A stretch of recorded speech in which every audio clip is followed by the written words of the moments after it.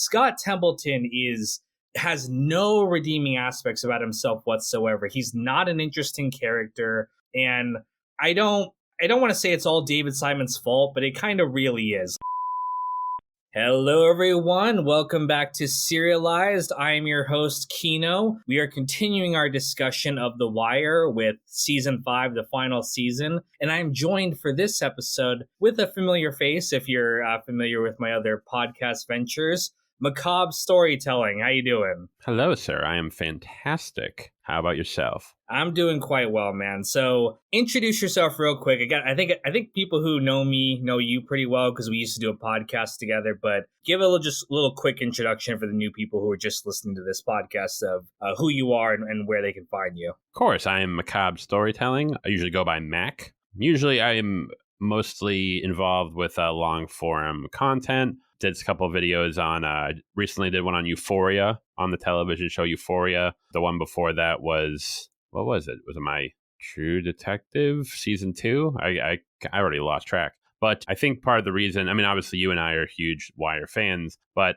a while back, I actually did an hour-long video or something on The Wire season 5. So I am excited to kind of dive back into discussing it. Yeah, absolutely. And we're going to dive into that. But for those who know, if you're fans of my channel, you probably know about this. Me and Mac have been friends for a long time. We had a long-running podcast together called No One's a Critic that we did for a while there, which was very similar to what I'm doing on this podcast. We did a lot of stuff about TV shows, but it was other topics as well. And since people I know are going to be excited to see you and me together, I just wanted to give a quick explanation of what happened with that podcast. So, there was no drama or anything that happened. Like, a lot of times when podcasts break up, like people think like, oh, something happened. But I think for the both of us, it was just a matter of we weren't having fun with the kind of topic of the week discussion. Like, funny enough, what actually kind of killed the podcast was the Joker 2, the shitty movie that neither one of us really wanted to see or talk about in the podcast.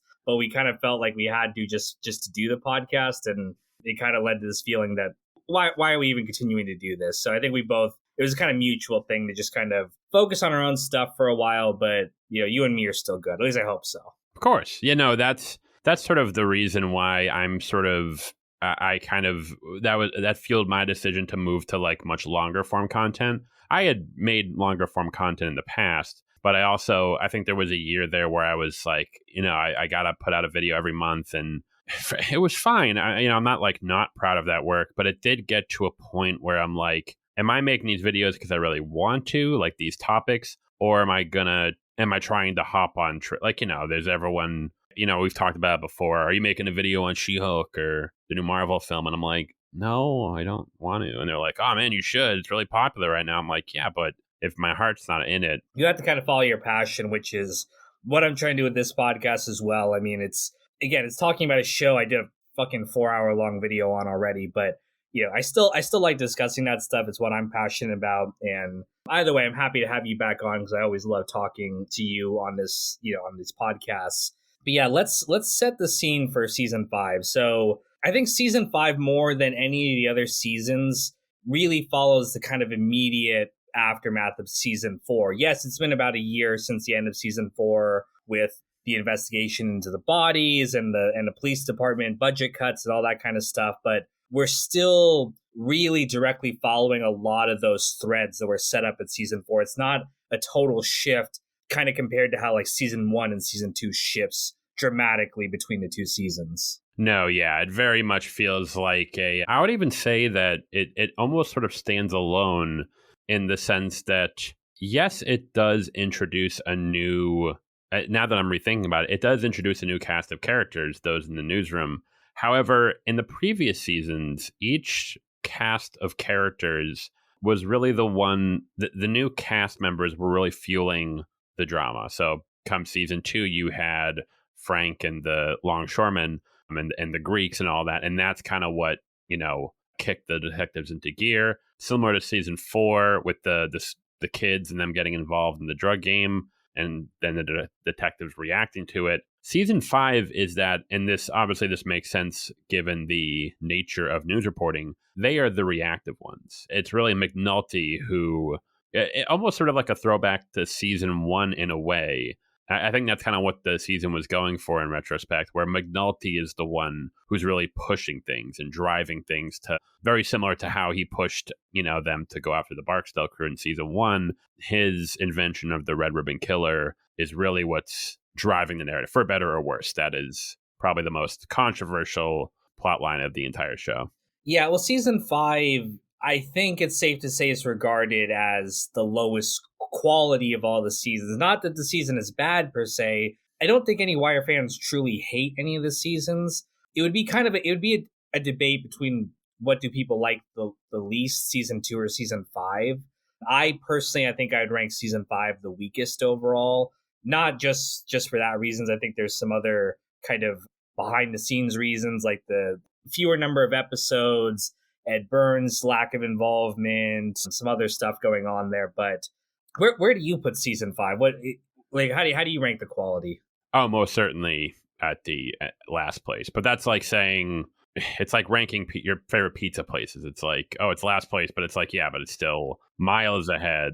It's like I kind of always akin to it. Maybe not as severe, but I sort of refer to the Godfather Part 3 syndrome, where the Godfather Part 3 isn't a bad movie. It's actually a pretty damn good movie. That has its problems, of course, but it's a pretty strong film. However, when compared to the behemoths that were Part 1 and 2, it just kind of, you're just like, what is this? And particularly season 5 following season 4, which is, I know best season of the show. Some fans would maybe like throw season 3 up there, but I really think season 4, not only of the show, but is often heralded as the greatest season of television ever, of anything. To have to follow that up and then wrap up such a massive story with less episodes is, it's a lot. I'm doing my House of Cards video, and similar, I'm not defending it, but I'm trying to, give season 6 a break. They had a lot they had to deal with, Yeah, I mean, every single show deals with this behind the scenes stuff. And this is not the first time HBO was kind of screwing over The Wire. I mean, they were debating just ending the show after season 3, after the Barksdales had finished that storyline. They're like, oh, well, we're done. It's like, there's no reason to continue on the show, especially given the low ratings, which The Wire always, suffered with. Funny enough, I just was passing by because I have it pulled up. Viewership was cut by half basically into season 3, which is very surprising. It was about like roughly 3 to 4 million per episode for season 2, and then it's for season 3, it's like 1.52. That's actually really surprising, because season 3 is often, for fans at least, because of particularly how it wraps up the Barksdale storyline, I've seen many people put that as first, above 4 even. Well, I think they might have lost some people after season 2. Again, that was a very polarizing season. I think in hindsight, we can acknowledge that, like, oh no, this is absolutely part of the larger story that they're trying to tell about Baltimore, and is a very critical part. But I can understand how at the time you're like, oh, I'm following along with the Barksdales, I'm following along with the police detectives, and now this is something completely different. Again, we understand now that is part of the show, and we come to really love that aspect, especially in season 4. But I could see why people got kind of turned off and maybe didn't tune in as much. They were like, oh, they just kind of wrote the show off after season 2. But yeah, I mean, it's something The Wire always suffered with. It never got the respect it deserved as it was airing, and it's only really like in the modern day now that we can look back and have this appreciation that, like, this is probably the best television show of all time. I go back and forth with The Sopranos, which obviously everyone knows me from The Sopranos, but man, when this show is good, it is as good as anything out there ever. It's really, I kind of, when people sort of ask that question about, The Wire versus Sopranos, because I really think when we're talking about television shows, those two are really the big behemoths. However, it's so funny, the more I think about those two, just how different they are in so many ways. Not even just like their style, like what their actual intentions are, but more so in how they tackled narrative. Whereas The Sopranos was something I really appreciate about The Sopranos was that it was, while there were serialized elements, it was very, each episode feels like a little mini movie. to the point where even sometimes, whereas a lot of shows, I usually attribute this to something like, 24 or Breaking Bad. These were shows where they would always leave you with a cliffhanger, like, oh, what's going to happen next? Or Lost also probably. Whereas Sopranos, sometimes the big what the hell moment comes like halfway through the episode. And then you do it. The storytelling is very deliberate. It's very, patient. It's about just telling this almost like self-contained story, even if there are serialized elements. Whereas The Wire is just, I think I talked about this in the season 5 video I did. The beginning and end of each episode isn't even, they don't even feel like book. Each season feels like one gigantic episode where you can't even, there is no beginning and end to the episode. It's all just all the way through. It's very incredibly ambitious. Yes, and I mean, people always ask me like, why didn't you do like? I'm kind of known for my Soprano log videos where I analyzed each episode of The Sopranos by itself, and people ask me why didn't you do that for The Wire? Because it wouldn't work. Like you can't look at one episode individually. It's like it's again like one page of a book. It's like it's all one story running through the whole thing. And that's not the only interesting comparison to The Sopranos, which obviously we're going to focus on The Wire this episode. We talked about The Sopranos in my last season of the show, but it's almost the antithesis where the Wire is focused on its themes and its larger institutions more than any individual character, to the point where like season 4, McNulty's barely in it. And that was also a behind the scenes thing. The actor Dominic West wanted some time off to be with his daughter, but it really works narratively in the show where it's like, this is not the story of McNulty. I mean, you can't imagine doing that. Like, imagine season 5 of The Sopranos, Tony's not in it because of the divorce or whatever. It wouldn't work. Like, it's not possible. But with The Wire, it's so much about the city and the larger themes that it really does work, even when the characters are weak. Which I have to say, for season 5, the new characters they introduced in The Baltimore Sun are probably the weakest characters they've introduced in the show. Some people really don't like the dock workers, but I do think Frank's story is a very strong one. On the other hand, these newsroom reporters, we'll talk about the themes they represent in the season, but I think individually they don't really work for me. Yeah, it's not a show where I can, with very few exceptions, probably the only exception, well, actually, no, I was going to say I could probably rewatch each of the finales just because I am already cognizant of what leads to the finales. So I kind of get that they're entertaining to watch because I know everything that preceded it. But it's not like The Sopranos where I can just throw on an individual episode and just enjoy it. The only exception would be, and this is really, it's not necessarily fair because I actually think this is more of the finale, Middle Ground, which is the penultimate episode of season 3. That episode I'll throw on whenever. But that's only because it really is more so the culmination. Actually, I would say that feels more like the climax of season 3, whereas the finale is more of like almost like an epilogue leading into season 4.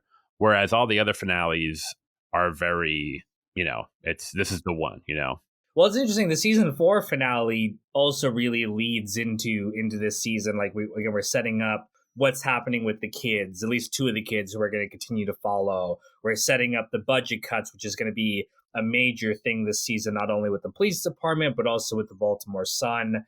We're setting up the body investigation, which they're trying to deal with, but again, those budget cuts.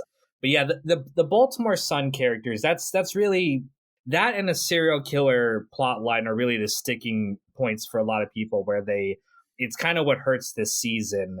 What do you make of the serial killer plot? Because a lot of people hate it because it's not, they don't feel it's realistic. They feel it's kind of goofy. What are your thoughts on that plot line?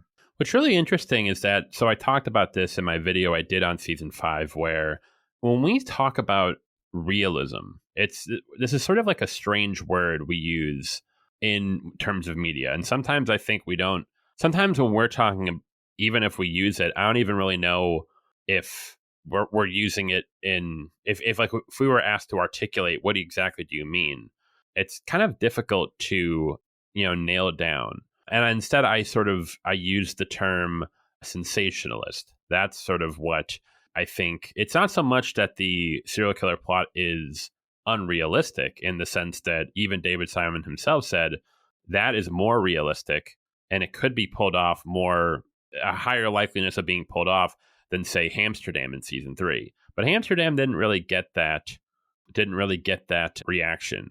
Most people don't really like see it. Oh, it's unrealistic. Most fans would say wouldn't, say that. I think the key is when we're talking about sensationalism in that it felt very, for lack of a better term, hooky. It felt very like a premise. Felt very like, oh, this is, it almost felt like a movie premise. A cop invents a serial killer to try and get, and I think that is sort of what people are talking about when they're talking about it being unrealistic. It feels very, not gimmicky. That's not the right word, but almost, yeah, very premisey, sensationalized. Whereas everything else leading up was very, even come season 1, even season 3, I would say season 3 doesn't even start with any sort of like big inciting incident. It's just sort of they're investigating the Barksdale crew and Marlowe enters, but there's no like big inciting incident, if you will.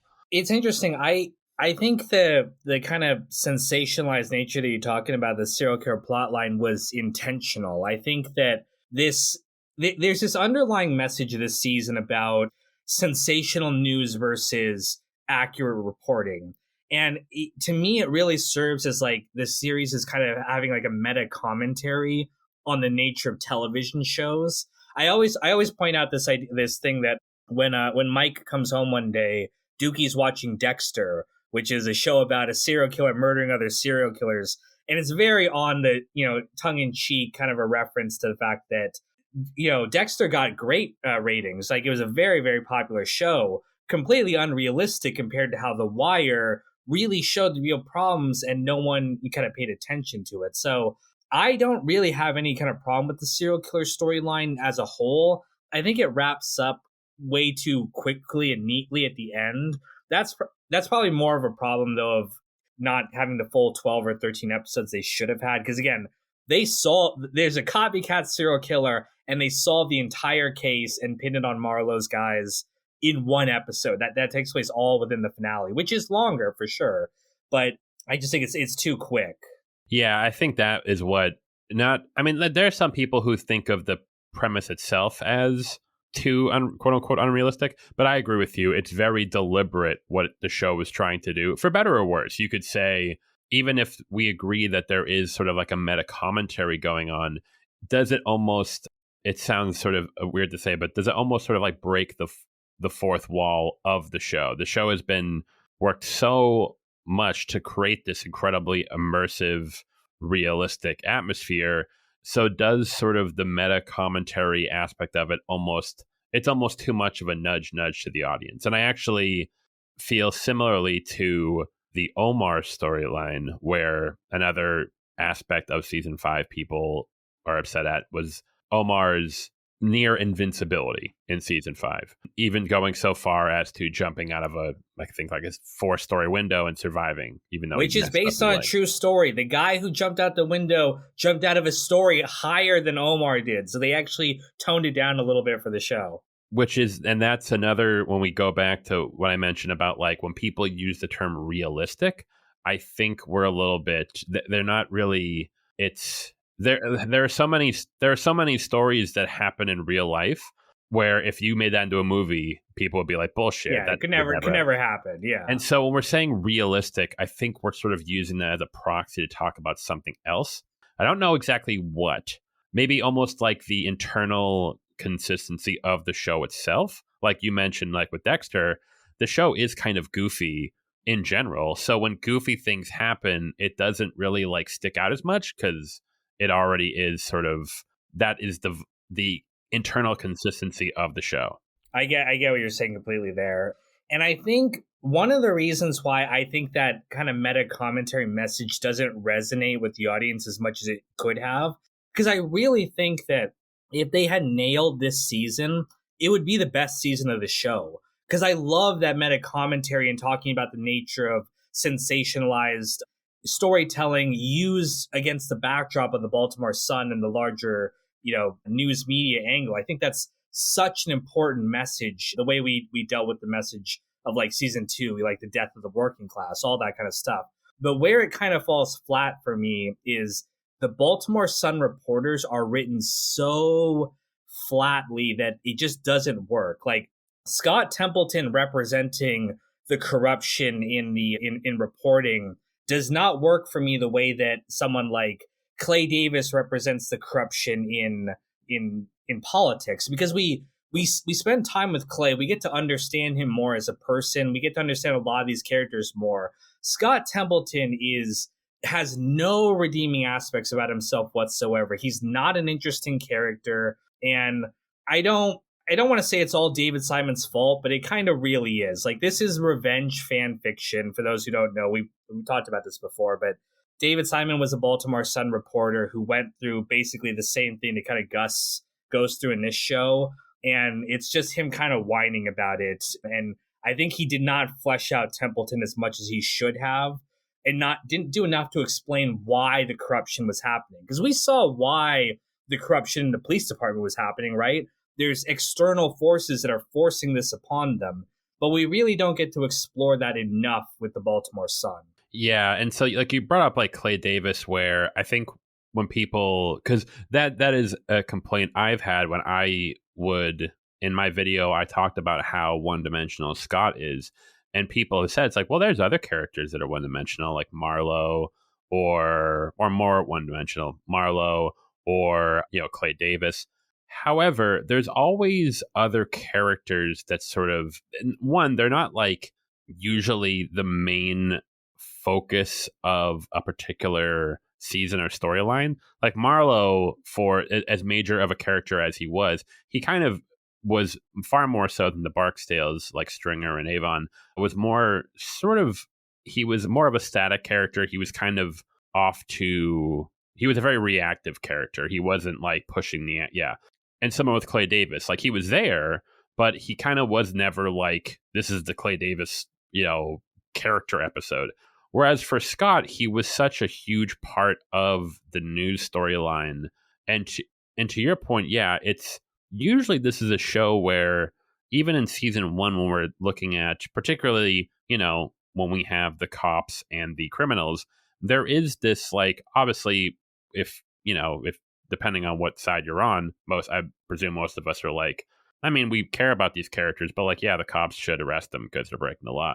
But it's really giving you the full picture of why all of this is happening, and how even the characters who are quote unquote bad, they were kind of victims of circumstance. That doesn't really work with Scott. And you could even make the argument with Clay Davis. Like, it's like, oh, well, he's corrupt. It's like, yeah, but it's a corrupt system. He's been in the game this long. It's just kind of, that's, the system made it. Could you say the system made him like that? Not to relieve him of accountability, but similar to Marlowe or Stringer or Avon. These are the environments these people were raised in. Whereas with Scott, it doesn't really work. He's just doing it for his own, nothing really forced him into this position. He's just doing it because he wants to be a big shot. And I even mentioned in the video what I think would have been an easy fix would to give him some sort of, maybe he doesn't want him and his colleagues to lose their jobs, so he starts making up the stories, at least in part, because he wants to keep the paper running, to give him something, give him a little bit of, and he is uncharacteristically written so flat. And you are 100% correct. I think it's because Simon had a bone to pick. Yes. And that would honestly parallel why McNulty is inventing his serial killer too, right? Absolutely. He's doing it both for the greater good of the department, but also his own personal ego. And that could be mirrored in Scott, which would make the scene where McNulty actually confronts Scott all the more real, versus how it is right now. It's David Simon's stand-in yelling at the guy he doesn't like from his old job. So, again, that's not the only reason the season suffers. Again, I think that with maybe 2 or 3 more episodes, they could have actually written more of these details in. But we also have to acknowledge that a lot of the other reporters are very flat too. Alma, is likable, sure, but there's nothing more to her character than just being a good reporter. The other reporter, who I don't even remember his name off the top of my head, but the one who does the story on Bubbles, Hmm. he's just a good reporter. There's nothing to him besides Nothing that. There's going no on. No. personality. Gus has some personality too, but it's just this whole Baltimore Sun, storyline. I think David Simon was a little too close, and maybe if Ed Burns had been a little bit more involved instead of working on Generation Kill, he could have pushed Rein him back in on a little some of bit. this Yeah. stuff. Yeah, but we have to acknowledge Generation Kill was fucking amazing, so it maybe was a worthwhile trade. Yeah, true. Well, it's funny you mention that now. Now that I'm thinking of it, I think another issue, like, well, one, I think it's more of an issue of just what's what I'm looking for, the story kind of bursting at the seams, where they had to wrap up so much in season 5 that they kind of just didn't have. They could have maybe, like, if they had room to breathe, they could have fleshed out the other characters. Particularly, what kind of bugged me was that in season 1, with Rawls or, Daniels, like, we have characters who at first we think are kind of sticks in the mud, but then we kind of, like, the scope expands and then we see, oh, they're also dealing with pressures too. Something that bugged me in the newspaper storyline, I don't even think I mentioned this in my big video, was that we didn't really get where the pressure was coming from for the bosses, for the heads of the paper. Now you can say it's like, again, you could say, oh, well, they're businessmen. They just want to maximize profit. But it's like, yeah, but like one thing that set this show apart was that almost every character, even the most like seemingly corrupt, always had there was a reason. There was some sort of force pushing against them. And that is what made it, when you say, well, who is the villain in this situation? It's like, well, that's a very complicated term to throw around. Whereas for this character, it's like, yeah, they're just like, nah, yeah, we probably know Scott's lying, but like, who cares? It's kind of like, it just kind of makes Gus this like martyr that he never, there's no, that's the other thing. The show never presents a counter to Gus's argument. It never, because like you said, I think Simon's too close to the material. Too close to material, and it wasn't given the time it needed to be fleshed out. Again, I like the idea of it because, again, it deals with this larger theme about like truth in society. We see that dealing with the cops where they trick that guy with the lie detector test. There is a larger theme that the show is trying to integrate with the rest of the storyline. It's just for all these reasons, it just doesn't come together with the Sun storyline in particular. I think a lot of the other storylines this season actually do really work, like the story of Michael and Dookie, really well done. Like really continuing off of what we saw, and even the cameos we get from Randy and the other one that Bunny adopts. Those ones all really work too, even though they're only one scene, because we're seeing like, oh, this is how people like Marlowe came about. He was one of these kids, or this is how Clay Davis came about. He was one of these type of kids. So I love that we're seeing them kind of reuse, kind of fit into the same tropes that their predecessors did, right? Dookie's going to become the new Bubbles. Michael's going to become the new Omar. And we're seeing how some of these characters who were maybe a little bit more one-dimensional, like Clay Davis, like we said, we're seeing how he came about. He came about through the same systems and institutions that are producing the next generation. It very much so kind of go back to we're talking about how they always show sort of like the forces, even the most one-dimensional of characters. Like if you were to take Marlowe, for example, like, I would say he's a lot more one-dimensional than, say, Avon or a Stringer. Now you could say that is well, should we get more, background or like development from him? Well, one, not only would I think it would be a bit sanctimonious, it would be a bit sort of forced, especially when you're dealing with it's very difficult when you're dealing with characters like Marlowe, who are like very, very ruthless and vicious, and you try to kind of give them like, oh, but what was his backstory? It's like, well, it almost kind of feels a little bit disingenuous.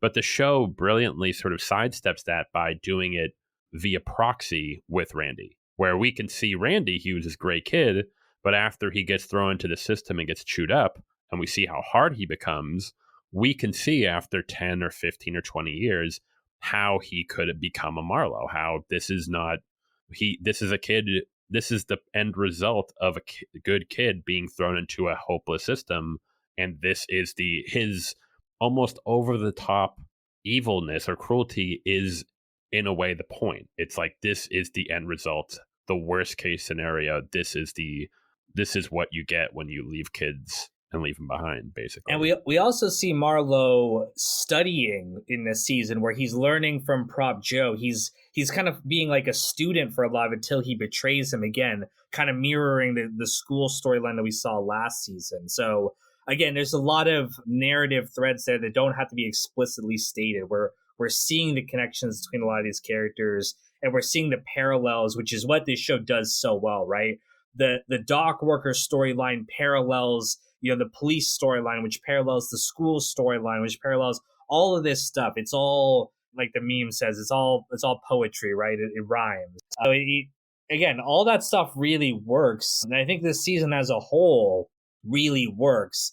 It's just that the Baltimore Sun storyline just doesn't pop the way it should have. And if it did, it would be, I think, regarded as the best season of the show. It should. I think it's one of those things where, like, it was 10 episodes, where if it was like, realistically, if it was like 15, even 13, I think would have been enough. But like 15, that would have been enough to really just let everything breathe and just kind of tie everything together. Because there is so much. I mean, like, there is some good, like, granted, I'm sure this was like, planned from, earlier, but like things like, I mean, some people don't like it, but I think Omar's end is perfect. People are so, what frustrates me so much is, like, it's like, well, isn't that silly that, this big character, and they build up that he's going to get revenge, and then he's killed so, like, unceremoniously. And it's like, yeah, it's almost like that was exactly the point. It's like, but like, we kind of ignore those people because they don't get it. But like, this idea that he was such a legend, but in the end, it ends so unceremoniously. And then particularly mine, I think probably it's so funny because that is such an incredible lesson where you would think, man, I really wanted to see Marlo, get his. I really wanted to see him get killed or go to jail. And the fact that at the end you're like, oh man, he gets released and he is, he's with Morris Levy and he's like doing deals.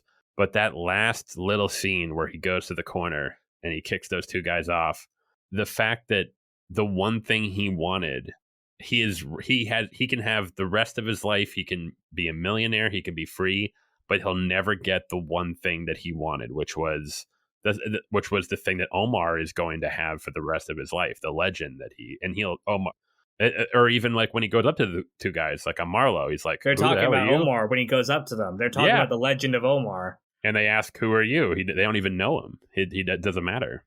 So I 100% acknowledge that and that intentionality behind that storyline.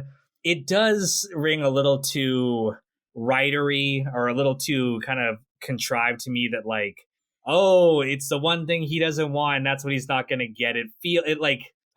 In my head, I'm like, is there any reason why this guy couldn't just go back to the street with all his money? And so I know they set it up where it's like, you have to retire or the police will bring this case back down off the street. I'm like, I really don't think that would actually happen. I think he could go back to being a drug dealer with all his fucking money and go do it again. Or would he just become, he'd go to jail and he'd be a celebrity there and he just like build his profile there. Yeah, it seems a little contrived to me. It's like, it's something a writer would come up with. The character loses the one thing he always wants versus being a little bit more believable to me. But, it still works. And another interesting parallel that I didn't put in the video, I thought about after, which was interesting, was that how ironic that, and you could almost say it's like almost like a slap in the face, but that Marlo, what he gets in the end is what Stringer always wanted. Like, imagine Stringer in that, like, Morris is this is everything I've always wanted. I'm going to go legit finally. And the irony of Marlo being like, I don't give a fuck about all this. Yes, exactly. I mean, again, Stringer, that's a whole other thing, his incredible storyline. But let's talk about the final episode here. I still don't fucking know how you say the name of the episode. It's -30-. I just call it 30. I don't know what that symbol actually, what the word is for that, but XXX. XXX, man, probably. But the finale itself, like we said, it's the longest episode of the show. It's about, I'm pulling it up, 93 minutes, so about like an hour and a half. So you could say maybe the show had like 10 and a half episodes, but they, like we said, they jam a lot of stuff into this finale. Again, there's a copycat serial killer. He solves the whole fucking case in it. They settle all the stuff with the corruption, with Levy, with Marlowe. All of this stuff happens in one episode, which is, I feel as a whole, this episode is the weakest finale. But I will say the final montage at the end of the show is one of the best in television. I really enjoy that final montage set to the original song Way Down in the Hole by the Blind Boys of Alabama. That last little part of the episode really works for me. Absolutely. And I think what I really love about it too, and like this is true for the rest of the finales, but this particularly applies to the series finale because this is like the last time you're going to be able to like visit these characters. When I did my video on The Shield, the main thing that I commended it for was just how brutal it was willing to be. How I think there is, and this is like my big complaint with Breaking Bad, I think with certain shows, there is, particularly when you're dealing with shows who are like, the characters are more on the anti-hero, maybe even villain protagonist. There's a writer's instinct or maybe like a bias where you kind of want to give characters, you want to send the audience off with like a kind of like a happy, even if it's not a happy ending to the story, you kind of want to give them a nice send off, The Shield said fuck that and basically gave you the most like devastating, most just like soul crushing finale ever. So, I would say The Sopranos does to some extent. Sopranos kind of does a good mix between the two. But something I really admired about the Wire finale was in that final montage, there were plenty moments of that, particularly Bubbles, seeing Herc in the bar. That was cool.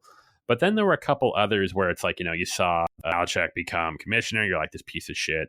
But I think the real rough one was that little insert shot of Dookie objecting. And you're just like, but it doesn't treat it as if it's like this like big dramatic moment. It's just like another moment among all these moments. It's like the story wasn't picking winners or losers. It wasn't like, oh, well, he's nice, so he gets to have a happy ending, and he's a bad guy, so he gets a sad. It's like, no, it's not how that works. That's not how any of this works. It's just the characters are just continuing on. Like the story is continuing on. Life in Baltimore is going to go on. There's going to be drugs. There's going to be cops. People are going to get killed. Some people are going to move up who shouldn't. It's life. And that is what the show is all about. It's about, again, not realism per se, but it's just about being authentic to the world and the story that they were trying to tell here. And this is not, McNulty's story ends right with his, he has to leave the police department. He gets his little wake, which is a cute moment. It's a nice little send off for him. But it's not McNulty's story, right? He's the last, he gets the last line. We're going home. But again, home Baltimore is the story. That is what the show is about, and that is the final, the very final shot is them, looking at the city. So now that I'm thinking about it, another really shot I really liked that's kind of underrated, I think, is Kennard being arrested for Miles murder. Just this very, it's not a, hey, they got the guy. It's just kind of this like, now this kid's going into the system, and you're like, this kid's going to become just another soldier. It's like, fuck. It's interesting with Kennard. A lot of people really hate Kennard because of him killing Omar, and then there's other stuff like when he sees Omar, what he's doing is he's trying to set a cat on fire. If it's happening in the background, you kind of don't even really see it. Oh yeah, I saw that. Yeah, yeah, he's trying to douse it with fire, and everyone's like, "Oh, he's a psychopath. That's why he killed Omar." No, that's not it. In fact, there's a book called The Corner that David Simon and Ed Burns wrote together. It's kind of a predecessor to The Wire. They made a mini series which is actually available on YouTube if anyone wants to watch it. But it follows a street corner, a drug corner, and it follows the various people who live on this corner. A lot of these characters would be inspirations for characters on The Wire, but it's nonfiction. It's a real book, and it talks about how there's kids like who would go do this. They would kill animals and stuff, not necessarily because they're psychopaths, just because it's like they're raised in an environment where it's like life is cheap here. It doesn't mean a whole lot. So it's like no one's there to tell them like, you shouldn't do this. And so I don't think Kennard was a psycho. That's not why he killed Omar. He did it because he's just a kid raised in an environment where people are killing each other constantly, where, the threat of death is always around the corner. And when he shoots Omar, he looks surprised. Like he almost can't believe it worked. Yeah. He's just a kid playing with a toy A gun to him, it's a toy, and that's how again it's this kind of unglamorous death for Omar, but again, it's very realistic to what they're trying to show about life on the corner. Yes. Yeah, it's very, there's sort of a, I don't want to say it's like a, there's sort of a habit of, sort of I don't want to say casual, but for lack of a better term, sort of casual watchers when, people tend to try and simplify things to so much. And then you kind of, and then especially like, I can understand if a show is just airing and these are my thoughts after an episode and, you're on Twitter, like whatever, having fun. But after it's been a while and you step back and look at everything from a distance, the fact that some people still hold those very extreme, opinions it's kind of almost strange, where it's almost like, I don't want to say your opinion's wrong, but maybe it kind of is. It's like, wrong. It's just wrong. like you're ignoring, like, again, I can say like, I hate that kid because of what they did. Sure. But then you step back and you say, it's like, okay, cool it down. But if you still have that, like, it's almost like I find it strange personally. Well, I think people, especially for this show, they, again, casually, it sounds like we're elitist or whatever, but I think that if you're not kind of accustomed to this level of storytelling, you're used to putting people in very simple buckets, because that's what most stories want to do, right? This is the hero, this is the villain. Even the anti-hero, which is kind of a more advanced thing, has become this kind of like standard trope where it's like, okay, he's not a good guy, he'll do some bad stuff, but he's essentially kind of heroic still and doing the right thing overall. And so we're really used to these tropes, so we want to put people into these buckets. But like we said before, what made The Wire so amazing was even the villains who you kind of hate at first, like Rawls or Burrell, like we said, they have stuff that is forcing them to behave this way. It's not that they're monsters. Sure, are they selfish and focusing on themselves? Yes, but that's the system that they live in. The system encourages that behavior. Carcetti is another great example. Was he kind of an asshole for screwing over Baltimore for his own political agenda? Sure. But we saw that he wasn't always like that, right? He did at the beginning want to help the city. It's just that politics and his own personal needs got in the way of that, which is how it is for most people. Are there some guys who can rise above it, like Cuddy or some of these other characters? Yes. But in real life, most people are going to focus on themselves and their own needs first. And that's what The Wire was so great about, is like humanizing that emotion and not making them just straight villains. I'd almost argue that sometimes I think some of those characters, again, when we're going towards not necessarily unrealistic, but more sensationalized, it's funny how you'll kind of be drawn to the characters who are the most somewhat sensationalized end up being the favorites. Like Omar is the perfect example, where he is probably the most sensationalized aspect of the show. Even I would say, as I don't mean to say this as like as a negative, but even someone like Lester Freeman, he's a very, not one dimensional, but a very, what I'm looking for, him, straightforward and, I would say intrinsically heroic character. He is a character who is, he's like McNulty, with McNulty's sort of like, I think David Simon put it, intellectual vanity. Because that was sort of the double-edged sword with McNulty. It's like, yeah, he wants to get these guys, but even David Simon said, is he doing it for justice? Sure. But he also wants to it's his ego. Whereas Lester is more of a less so version of that, where, and again, it's not a bad thing. He's still a great character, but it is interesting how a lot of fans will tend to gravitate to the more straightforward, as you put it, characters, the more singular characters, if you will. Well, The Wire actually called that out in season 3, right? Where a Bunk was straight up to Omar. He's like, you're not a hero. And it's almost like he's talking to the audience. And behind the scenes, I've heard the writers say that they were trying to address the audience who were just in love with Omar and thought he was like the perfect character because he has a code of honor. It's funny. It's actually very similar to Mike in Breaking Bad and Better Call Saul, where he does bad stuff, but the audience tends to give him a pass because he has honor. He has a code of ethics, which, even though that code of ethics is not actually the best when you look at it, it makes him seem very heroic, even though he's not. And in season 3, when Bunk tells that to Omar, it's like the writers talking to the audience, being like, no, even though Omar is, has his good aspects and his bad aspects, his role in this society is still damaging, right? It's encouraging kids who, funny enough, one of those kids is the one who ends up killing him later on. It's a cycle of violence they set up. So again, the Wire tried to show the complexity of these real life situations. Now, the audience doesn't always pick up on that, and that's true of any show, right? There's plenty of fucking goombas who watch The Sopranos who are like, oh yeah, Tony, he's the best. He was right about everything.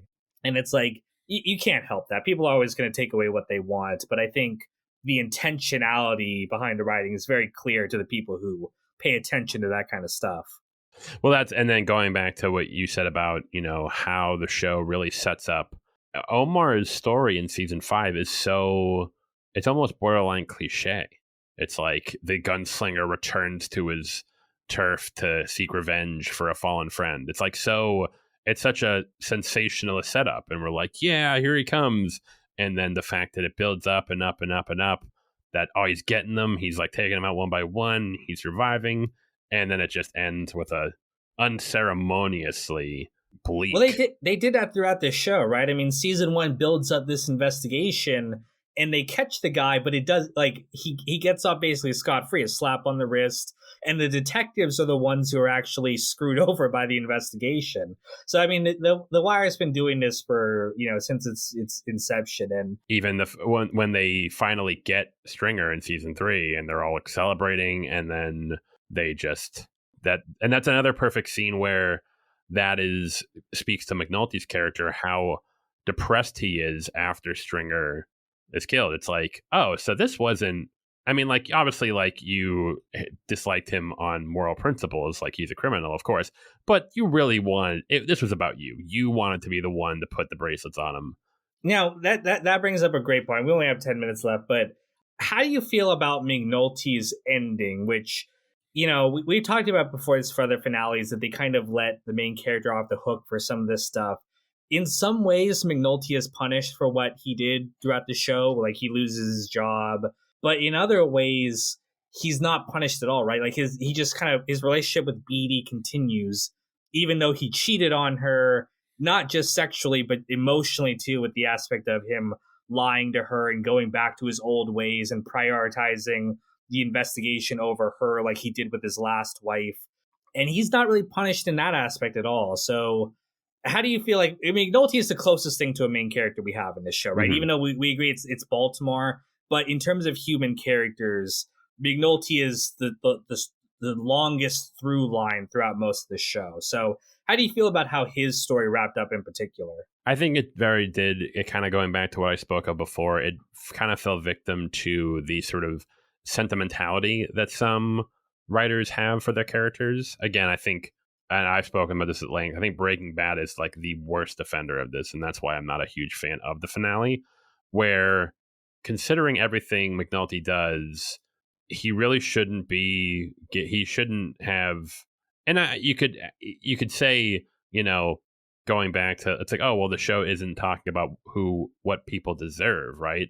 It's like, true, but I really think the final episode really does want to give us a kind of like a fuzzy send off to McNulty. We're kind of like, we love this guy, so let's throw him a bone, Whereas realistically, no, this guy he pulled a lot of shit. And again, I think that the finale really, some have defended this and said that, so you brought it up earlier about how the only reason the cops are able to get off or pin kind of allow McNulty and Freeman to skirt any severe consequences is because of the copycat killer, the homeless man who was mentally ill.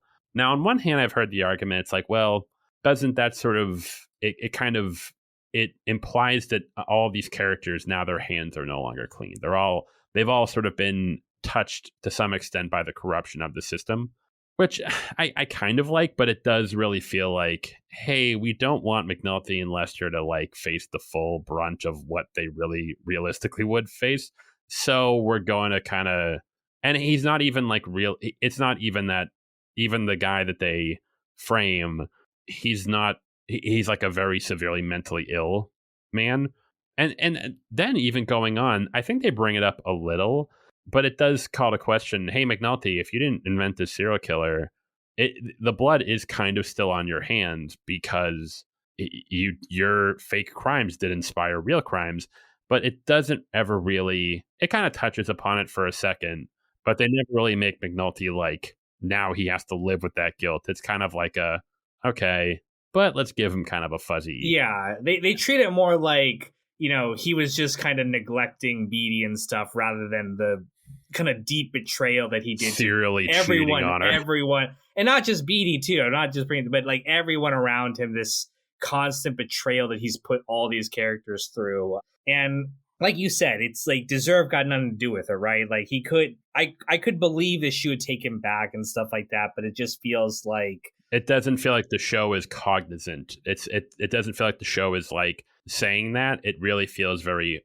sentimental to him in that regard. And it's interesting because, right, this is kind of a deviation of his character arc that he was going on, where season 3 built up to him realizing he needed to walk away from this, spends season 4 as a essentially good guy, right, who's kind of content with his life, and then kind of slides back into this, which again, you could say is realistic, right? Alcoholics sometimes slide back into, they relapse, drug addicts relapse, and McNulty is an addict. The show outright says that. So I can believe he has this slip, but especially with the way his storyline wraps up, it feels like a detour that didn't have any real consequences. Just like, oh, okay, I guess I'll go back to being the good guy I was in season 4.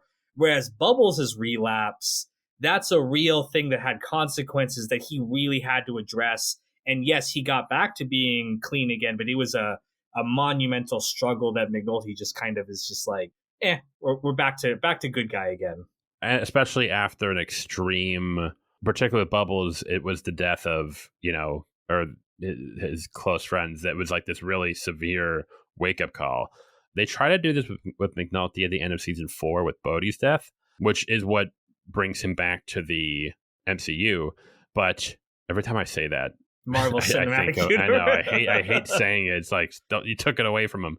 But then when we cut to him in season 5, he's already like back to his old self. And it's kind of like, oh, he felt guilt over Bodhi. It's like, yes, but it does kind of retroactively make, if we had really seen some hints of him sort of like backsliding in season 4, and then if he finally got pushed over the edge with Bodhi's death, but it felt very much like, here's the old McNulty again. And it's like, they kind of set it up in the first episode where McNulty's so frustrated with the budget cuts. That's when he sort of starts drinking and cheating again. And they kind of said that, but I agree with you. He's almost like too perfect in season 4, where he's just so happy and so content. And there's no kind of hint that he's going to relapse at all. That it kind of, if they had added that element here, and again, maybe if they had 2 or 3 more episodes, they could have given him a more fleshed out redemption arc where he realizes the error of his ways. But I honestly don't even know if he's the one who really realizes the error of his ways. It's more like he doesn't have like a come to Jesus moment. The situation kind of just forces him back into being like, okay, we're taking away your serial killer plot now. Go back to being good, McNulty. Rather than him actively making the choice to be like, no, what I did was wrong here. I need to stop. The closest thing is he refuses to frame the homeless guy for the murders he didn't commit. But again, it feels a little convenient. Yeah, and also it really kind of is, it's very rich of McNulty, because even that scene you mentioned where McNulty dresses Scott down, now in a way that is McNulty talking to himself, or you would think it is him talking to himself. But I don't really think that scene plays out as if like this is McNulty being a massive hypocrite. I think that scene is more like, we like McNulty and fuck Scott. It really is a dressing down. Whereas if Scott said, all it would have taken is a single line to say, Scott, like, didn't you do the same thing? Or like, it kind of like stick to McNulty. But no, that scene. But that would have humanized Scott, and that's not what David Simon wants to do. but they really wanted to. They kind of wanted to, hey, we love McNulty. We want to have him dress Scott down because it's awesome. And it's he even says in that scene, I know why I did this, implying that his reasons were noble, which there was an element that it was noble for sure, but it ignored. He doesn't address that I think he does say, like, I'm a piece of shit too, or something like that. But again, it's very surface level criticism of McNulty and very deep personal criticism of Templeton. It's like saying I'm an asshole. It's like Yeah. you're not like you're scratching the surface like of just like how selfish of a person you are, you know? Yeah. But again, I mean, we spent a lot of time trashing the season 5, but like we said, a lot of it really works. A lot of it is really, really good. I mean, we wouldn't be talking about this show if this season was just trash and it didn't work. It's just it kind of fails to live up to the greatness that they set up, not just in season 4, which is amazing, but throughout the rest of the show, right? It's like they've been building to this incredible climax, which I agree with your analysis in that video. It's like I don't know if any writing could live up to the expectations they had set with just how good the rest of the show was. There were people who didn't like the last season of The Sopranos. There were people who didn't like it when it first came out. I think that's crazy in hindsight, but it's being at that time. There's so much expectation put on the final season, and it's hard for any show to live up to that. Yes. And that's sort of where season 5 comes in, where it's like it's still unbelievable. And any other show that accomplished what season 5 did would be heralded. But because it's going up against what some might say, I think season 4, but even season 3, you could say the two greatest seasons of television ever, season 3 and 4 of The Wire. I think on Metacritic, season 4 is the highest rated. And I think season 3 is like, maybe Breaking Bad is kind of higher, but it's like up there too. But season 3 and 4 of The Wire are like generational of like quality. And so to follow that up and wrap everything up, it's just a monumental task in a way. Yeah. Well, we are at our time here. Thank you guys so much for listening to this and listening to this whole season-long breakdown that we've been doing. Definitely check out Mac's channel. I'm going to link it in the description, Macabre Storytelling. He does some fantastic long-form analysis of all this, type of shows that we cover on here. And stay tuned to this podcast for more show breakdowns coming soon.